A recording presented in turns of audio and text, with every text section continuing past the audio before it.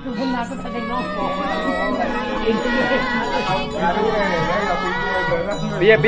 Piye lur.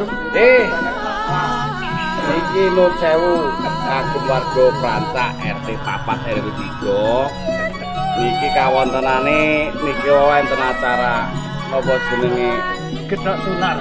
ora gedhok bulan Dadak ya. Dadak. Harga acara ngene tahun baru, acarane makan bersama beli wedhus. Lah niki ngentenaken donatur. Lah niki lagi omong-omong ngene lho sakmene oleh wedhus. 1, 2, 3, 4, 5, 6, 7, 8, 9, 10. Niki RT-ne urung.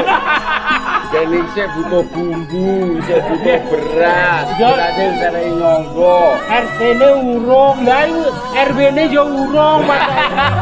Katun monggo, sinten mawon. RW-ne yo urung kok mang.